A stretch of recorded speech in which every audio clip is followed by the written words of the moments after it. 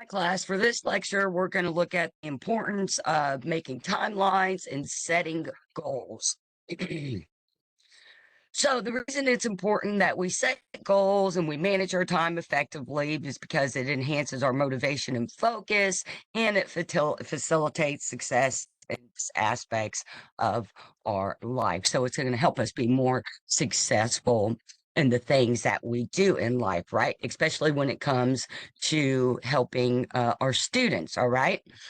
So, to define a personal timeline, we could say that it's a visual representation of one's life events and goals. And so that's going to include our short term and long term goals, as well as provide a structural for goal achievement. And so personal timelines are beneficial because they help us organize and plan.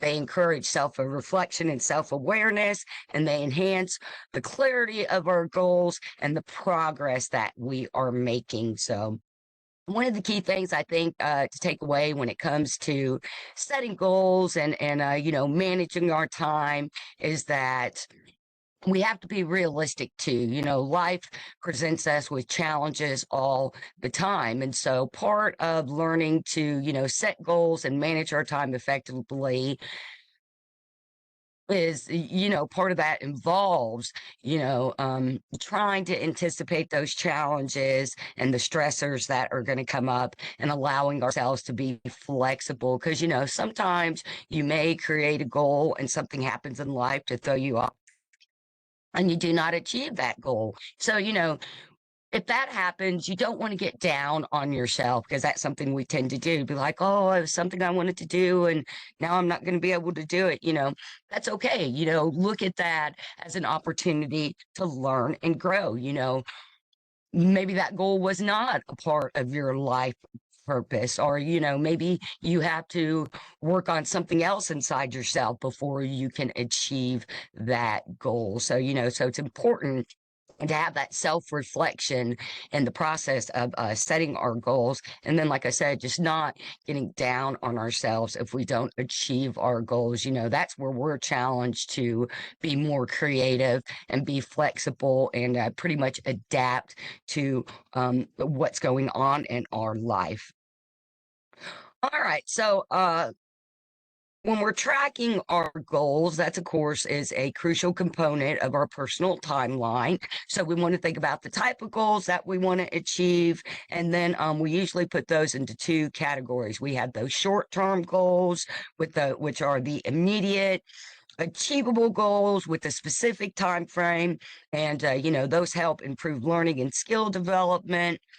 And then we have those long-term goals. So these are these ambitious targets that we have that, require more effort and more sustained focus and go an extended period of time. And so, these are a way for us to envision our future achievements and aspirations. All right. So what are SMART goals? So the SMART goal technique, it's an acronym. So, each one of those letters represents a specific task. Okay. So we have specifics, measurability, attainability, relevance, and then time bound. So with specific, we want to make sure that our objectives are clearly defined. And then, we want to have a way that we measure those objectives. So, with measurability, we are establishing criteria for tracking our progress. And then attainability, kind of our achievability. Like I just said, those are, those are going to be those realistic and achievable goals that we set for ourselves. And, like I said, sometimes that's not always going to work out, and that's okay. Once again, it's opportunity for us to learn and grow. And then, of course, relevance is related to how much our goals align with our personal values and aspirations. Like I said, are they a part of our true life purpose? Hang on a minute, guys. The dog's messing with the chickens. Point of air! Get out of the chicken coop! Point of air!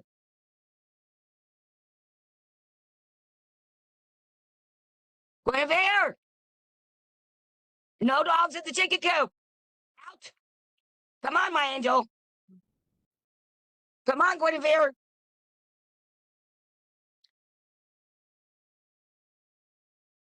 Okay, and so like I said, sometimes those goals may not really be relevant to our life. That's where our creativity and our critical skills come into play, and then our ability to be flexible and adaptable. Because we're not always going to obtain the goals that we set for ourselves, and we have to take that's where self reflection comes in, and we have to reassess what the goals and what our life purpose is, and then maybe you have to come up with a new game plan. That's okay too. Once again, that's all an opportunity to learn and grow. Let's see.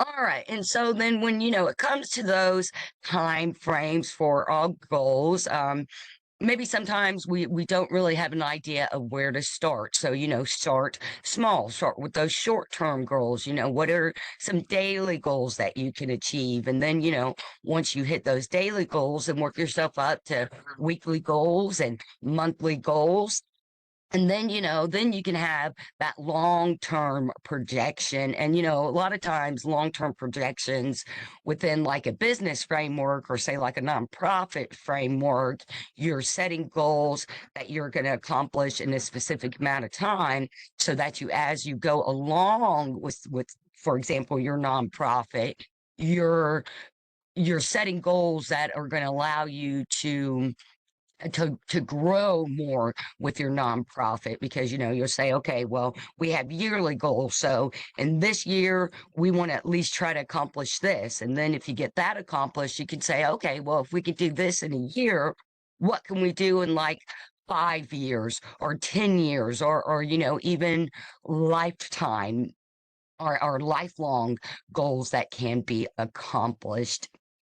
And then so and looking at that and setting those goals, we're creating a path for ourselves to follow, kind of like a blueprint for us to follow. And that's something in the classroom, I say, setting those long-term goals are going to relate to your teaching style. In that first year, you're new, you're kind of learning the system, you're learning your teaching style. And so, don't try to set too unrealistic goals for yourself. And then, once you get past that first year, it does get easier. You're more comfortable with teaching, you're more confident with the information that you're sharing with your students. And so then you could maybe set a 2 to 5 year goal of, like including more information, like, what has come up new and research or in pedagogy that you can modify,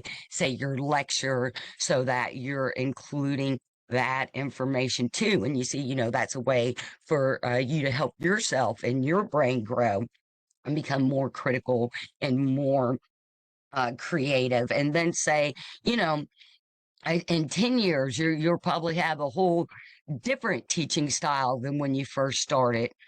And, that's a good thing too. That kind of is the purpose, especially when it comes to teaching and pedagogy. You always want to keep up with current research. And so you're always trying to adapt and modify the information you're sharing with your students and the way you present that information, right? All right. So, like I've already mentioned a few times, self reflection is a big part of the goal process. And so, when we can identify our strengths and weaknesses, that's once again that opportunity to learn and grow. And once again, guys, don't let the weaknesses get you down. Don't be like, oh God, I feel like I have all these weaknesses and all these things that I have to work on. That's okay, guys. Nobody is perfect. We're all human, and we all always have to work on ourselves, but when we can identify where it is that we're kind of lacking in our critical creative abilities, just in life in general, that's a way to help us grow more strength. So, when it comes to education, of course, the strength is going to be you want to be passionate about what you're teaching and sharing with your student, because that's going to help them become passionate and motivated and learning the information. And then, of course, strong interpersonal and communication skills are a big part of it, like we've discussed before. Being a teacher, you're also a mentor, you're a counselor, you're a guide, you're a cheerleader. Sometimes you're just there just to listen to what your students have to say. And then, of course, being able to adapt to changing situations. That's just not only good in the classroom, but it's something that we can do in all aspects of our lives. I forget the name of the guy who came up with it. I want to say Ken something, but there is this idea called flexecution. So basically, it's taking the word flexible and execution and combining them. So we're all busy. As human beings, we're task oriented, problem solving individuals. And so, we're always focused on doing something, right? But life comes at us quickly at times. And so, you could be real focused. You're achieving a goal, and then life comes in and knocks you on your bottom, and you have to get up and start again, right? That's where flexecution comes into play, because it allows you to be able to adapt to those changing situations, and then adapt in a way to where you're just not overcome by the stress. It's where you're like, okay, I'm focused on this. Now I got to change, and I got to do this now. So how can I adapt to those changes, in a positive and a productive and a effective way? And so, flexecution is about being flexible and still reacting. It's not letting those challenges knock us down. It's not letting those stressors get us down. It's being able to be quick and think on our feet. And then, of course, when it comes to weaknesses, especially in the beginning, when we first start getting into the educational world, we're going to have a lack of experience. We're going to have limited knowledge on, different pedagogies.